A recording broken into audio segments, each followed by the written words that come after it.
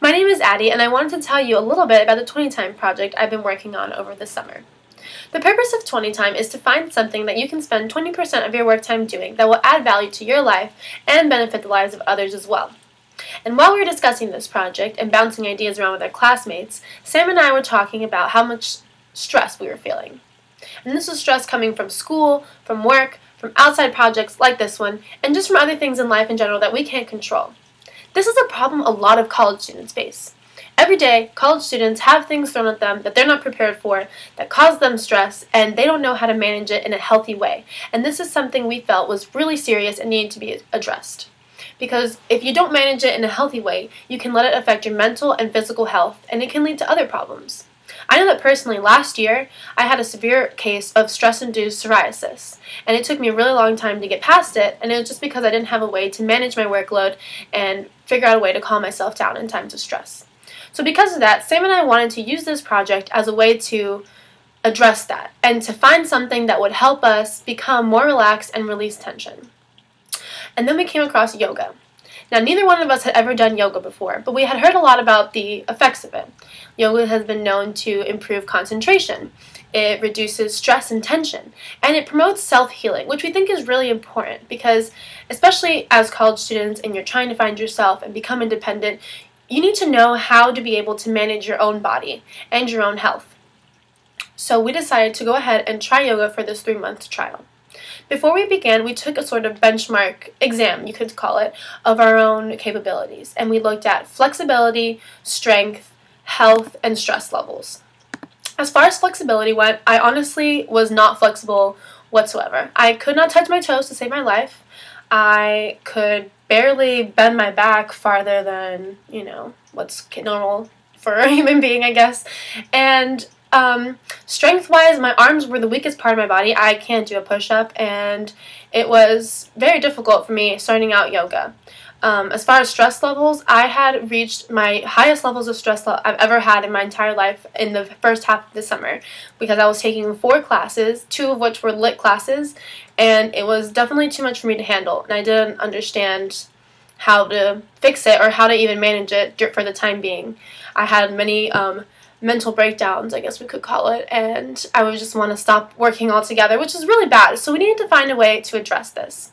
As far as health went, I am not the healthiest person. I drink Coke at least once a day, if not more, and I knew that yoga would help me, would help inspire me to become healthier. As my body got healthier, I would want to continue nourishing it in a better way.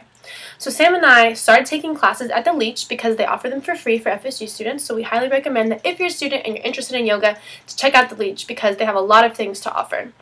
And we started going to classes 2 to 3 times a week. And each day we had the same instructor, and he was very helpful because he reminded us that yoga is a journey, and it's all about going in and putting in the practice. You don't have to be the most flexible, and you don't have to be the most advanced in order to get the same benefits from it. You have to show up and try your best. And for the time that you're doing yoga, forget about everything else and give yourself a chance to relax. And I think this is something about yoga that was really important to me, is that I had never done anything where I just simply forgot about all my responsibilities and just did nothing but focus on one thing. But yoga forced me to do that. It really opened my eyes to just sitting down and taking the time to just allow myself to relax and to heal and just to stretch. And truthfully, it really did make me feel a lot better. I would leave there, I'd be ready for my day. When I woke up really early, I would feel refreshed. I noticed that my anger had gotten down. I don't know how many people agree, feel this way too, but when I'm driving, I have severe road rage, and I want to insult everybody and just speed and get to anywhere as fast as I can possibly get. But when I would leave yoga, it was the most bizarre thing because I would honestly just slow down, and if someone cut me off, I'd be like, hey, that's okay. Maybe they just need to get there quicker. And it had this odd effect on me where it just totally calmed me from head to toe.